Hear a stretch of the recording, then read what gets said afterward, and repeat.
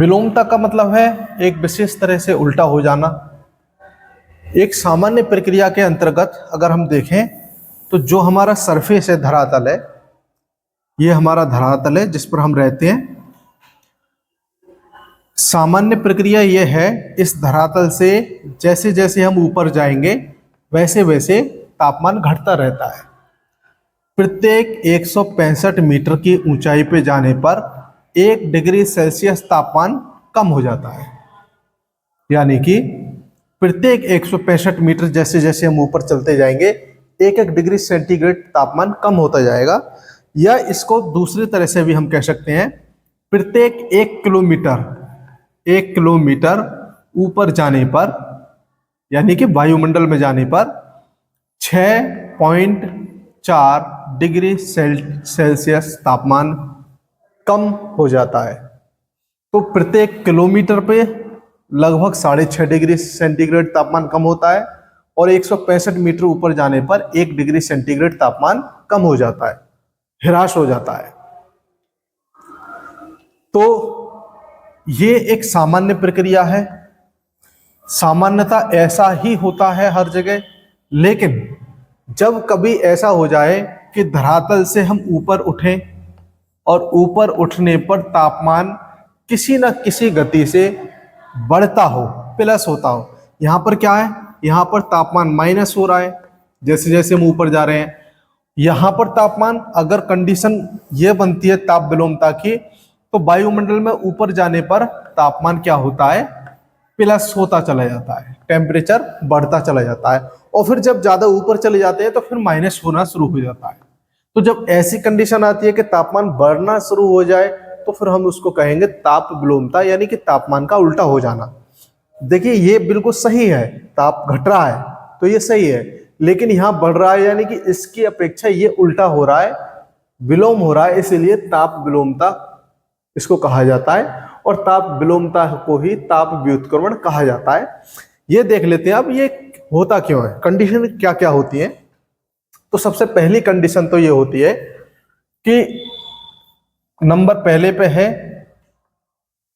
स्वच्छ आकाश।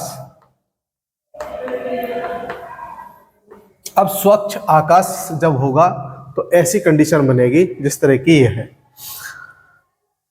जैसे ये धरातल है, सूर्य की किरणें धरातल पर पड़ती हैं।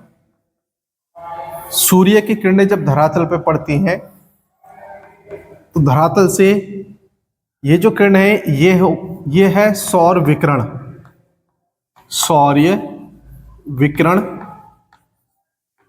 ये भी परीक्षा में सवाल पूछा जाता है कि ये जो सूर्य के चारों ओर जो जा रही है, ये जो टेम्परेचर चारों ओर, जो प्रकाश तरंगें चारों ओर जा रही हैं, इन चारों ओर की सभी को लगा करके सौर विकिरण कहते हैं।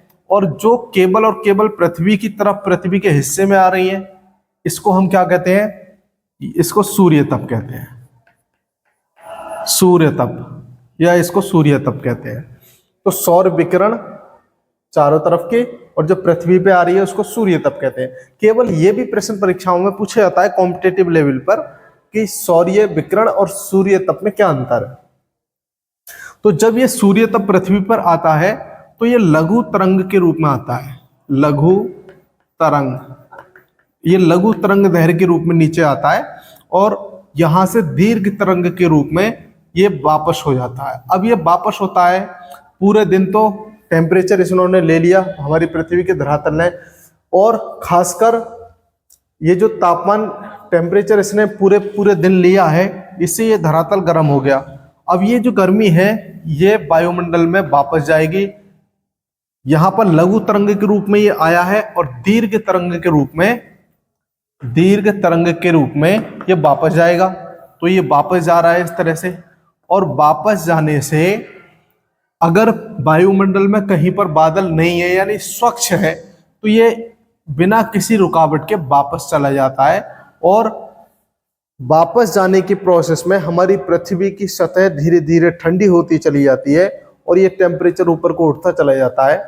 तो ये प्रक्रिया हो जाती है कि यहाँ पर ठंडा है, यानी कि यहाँ पर टेम्परेचर रह गया 3 डिग्री, ऊपर देख रहे हैं तो 7 डिग्री, उसके ऊपर देख रहे हैं 9 डिग्री, फिर है 10 डिग्री, फिर 12 डिग्री, फिर 15 डिग्री, यानी कि ये डिग्रियां बढ़ रही हैं ऊपर को।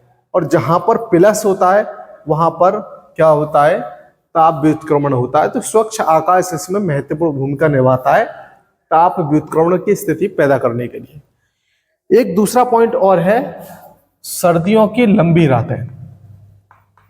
सर्दियों की लंबी रातें, लंबी रातों का रोल भी काफी महत्वपूर्ण है। और सेम यही प्रोसेस है, जब सूर्य की किरणें पृथ्वी तक आती हैं तो ये सूर्य दिन में 4 से 6 घंटे तक अपनी किरणों को पृथ्वी तक भेजता है, यानी कि सूर्य 4-6 घंटे ही निकल पाता है सर्दियों में। तो 4-6 घंटे सूर्य तप हमारी पृथ्वी की ऊपरी सतह को प्राप्त होता है। लेकिन 4 या 5 या 6 घंटे के बाद ये जो सूर्य तप है ये पार्थिव विकिरण के रूप में वापस जाना शुरू हो जाता है। दीर्घ तरंग दैर्घ्य को हम पार्थिव विकिरण भी कहते हैं, पार्थिव विकिरण। तो जो पार्थिव विकिरण है ये वापस जाना शुरू हो जाता है। अब 4-6 घंटे सूर्य से टेम्परेचर प्राप्त हुआ है, लेकिन एक लंबी अवधि यानी कि 18 से 20 घंटे तक ये पार्थिव विकिरण के रूप में, दीर्घ तरंग के रूप में वापस जाएगा। तो भी ऐसी कंडीशन आ जाती है कि यहाँ टेम्परेचर ज्यादा घट जाता है, सतह ज्यादा ठंडी हो जाती है, क्योंकि पार्थिव विकिरण होने के लिए लंबा समय हो जाता है। जब सूर्य डूब जाता है तो अगला सूर्य उगने में इतना लंबा समय हो जाता है कि हमारी सतह वायुमंडल की अपेक्षा ज़्यादा ठंडी हो जाती है, यानी कि जो टेम्परेचर यहाँ पृथ्वी ने प्राप्त किया था वह टेम्परेचर, उससे ज़्यादा टेम्परेचर वायुमंडल में पार्थिव विकिरण के रूप में चला गया। अब जब चला गया तो यहाँ पर फिर टेम्परेचर वही स्थिति आ जाती है कि यहाँ 3 डिग्री है, उसके ऊपर 7 डिग्री है, फिर 9 डिग्री है, 10 डिग्री है, 12 डिग्री है, और इस तरह से टेम्परेचर बढ़ता चला जाता है। और फिर एक सीमा तक बढ़ करके फिर आगे को घटना शुरू हो जाता है, जैसे 14 डिग्री, 10 डिग्री और 9 डिग्री या 5 डिग्री, इस तरह से फिर घटना शुरू हो जाता है। तो जब ऐसी परिस्थिति बनती है तो उसको हम क्या कहते हैं, ताप व्युत्क्रमण कहते हैं। 2 आपने हेडिंग इसके देखे, काफी महत्वपूर्ण है। तीसरा है घाटियां। घाटी नंबर तीसरा मैं इधर लिख रहा हूं, घाटी। पर्वतीय क्षेत्रों में अक्सर ऐसा होता है कि ये पर्वतीय क्षेत्र है और ये घाटी का क्षेत्र है। देखो कुछ इस तरह से बना हुआ है, यहाँ पर ये पर्वत है, पर्वत, ये भी पर्वत है, और ये जो नीचे आप देख रहे हैं ये घाटी है। घाटी का मतलब धंसा हुआ भाग। पर्वतीय क्षेत्रों में जिन भागों में पहले कभी नदी बहती थी और नदी अपना रास्ता बदल ली है या फिर अभी भी बह रही है, तो वो जो क्षेत्र है नीचे धंसा हुआ उसको हम घाटी कहते हैं।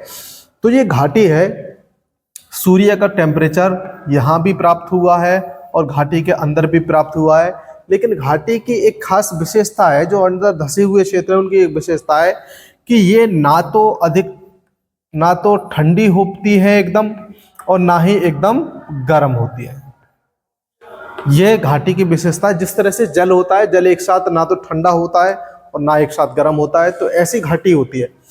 ये घाटी पर्वत की अपेक्षा ना तो अधिक ठंडी ना ही अधिक गर्म, मतलब एक साथ गर्म नहीं होती है और एक साथ ठंडी नहीं होती है, जबकि पर्वत एक साथ गर्म और एक साथ ठंडे हो जाते हैं। अब दिन में पर्वतों ने सूर्य तप प्राप्त किया है, घाटी ने भी प्राप्त किया है, लेकिन घाटी अभी भी ठंडी है पर्वत की तुलना में। पर्वत गर्म हो चुका है तो यहाँ गर्म वायु है, यहाँ ठंडी वायु है।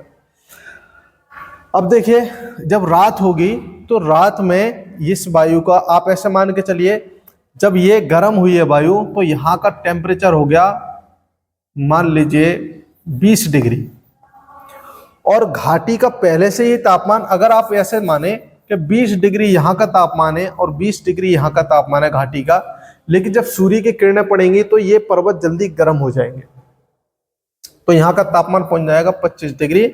लेकिन घाटी के अंदर का तापमान अभी 22 डिग्री ही हुआ है और ये 25 डिग्री हो गया।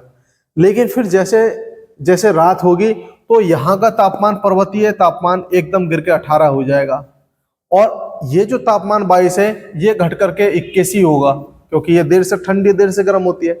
तो जब ऐसा होता है कि यहाँ का तापमान 18 हो गया और ये तापमान घाटी का 21 है, क्योंकि ये देर से ठंडी और देर से गर्म हो रही है, तो पर्वतीय ढालों से होकर के ये वायु इसके अंदर चली जाती है, घाटी के अंदर।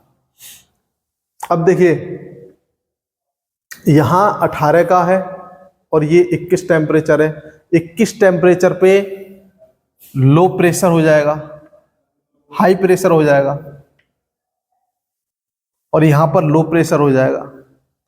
तो हाई प्रेशर से लो प्रेशर की ओर हवाएं चलेंगी, तो यानी हवाएं इधर को नीचे से चलने लगती हैं ऊपर को, और ऊपर वाली हवाएं नीचे को जाने लगती हैं, और जब नीचे हवा चली जाती है तो ऊपर की ठंडी हवा नीचे जाती है और गर्म हवा ऊपर आती है।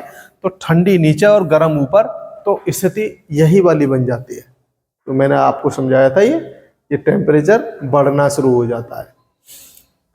तो तीसरा नंबर है घाटी का, और चौथा नंबर एक और है जो ये कंडीशन बनती है। वैसे तो कंडीशन कई है, लेकिन एक कंडीशन इसमें और बनती है। नंबर 5 पे देख लेते हैं।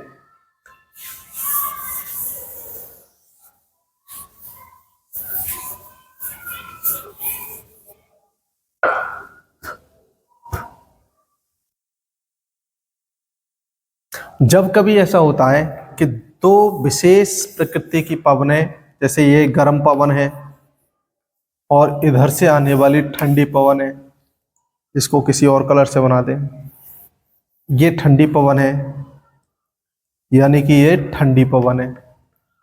तो देखिए ये गर्म पवन है, ये ठंडी पवन है।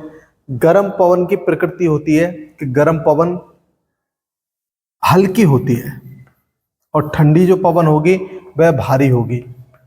तो गर्म पवन हल्की होने की वजह से जब दोनों आमने सामने टकराती हैं, ये जब दोनों पवनें एक दूसरे को आमने सामने टकराती हैं, तो गर्म पवन हल्की होने की वजह से ये ऊपर उठ जाती है, और ठंडी पवन भारी होने की वजह से नीचे आ जाती है। तो स्थिति ये बन जाती है कि ये गर्म पवन ऊपर चली जाती है और ऊपर चली जाती है, और ठंडी पवन नीचे आ जाती है। तो यहाँ गर्म का टेम्परेचर ज़्यादा होगा, 25 होगा, फिर 20 होगा, फिर 22, फिर 15 होगा, फिर 10 होगा। चूंकि ये ठंडी नीचे चली गई है तो और ठंडा हो जाएगा, 5 डिग्री हो जाएगा और 0 डिग्री हो जाएगा। तो क्रम ऐसा बन गया है कि ऊपर को तापमान प्लस हो रहा है, बढ़ रहा है। तो ऐसी परिस्थिति में भी ताप विलोमता होती है। वैसे तापमान विलोमता अक्सर सर्दियों में ही होती है। तो आज का ये वीडियो कैसा लगा आप जरूर बताएं कमेंट करके।